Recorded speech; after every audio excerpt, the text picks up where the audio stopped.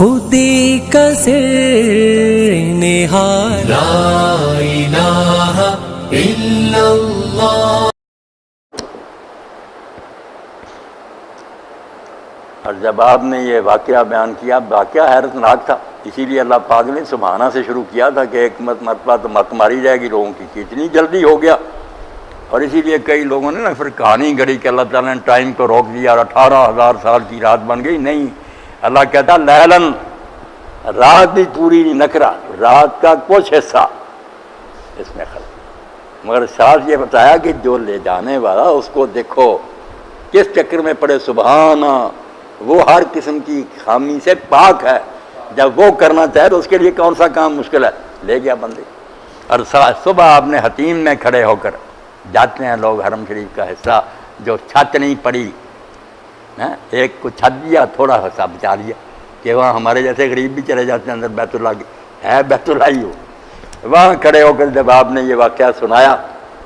کفار نے کہا واہ، پہلے اگر شک تھا نا کہ یہ پاگل ہے، اب شک نہیں رہا، بالکل یہ مجنون اور دیوانہ ہے۔ ہم مہینے سے زیادہ سفر تو اونٹوں پر یہ مسجد اقصیٰ تک کا کرتے، آسمان تو جا رہا ہے، یہی سفر جو آنے جانے کا ایک ایک مہینے کا،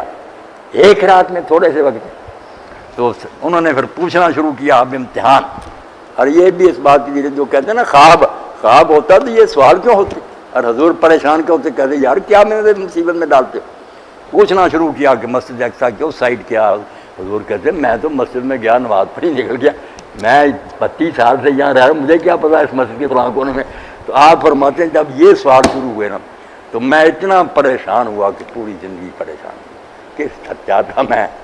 یار انہوں نے سوال شروع کر دیے کیا بنے۔ تو اللہ تعالیٰ نے پھر پردے ہٹا دیا، مسجد اقصیٰ سامنے کے، ہاں جیسے یہاں ہم دیکھ رہے ہیں نا ٹیلی ویژن پر، مسجد سامنے، جو پوچھتے گئے حضور دیکھ کر بتا، مگر پھر بھی ظالموں نے کہا نہیں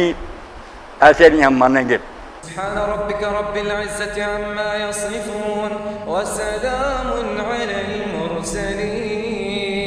والحمد لله رب العالمين وصلى الله على سيدنا محمد وعلى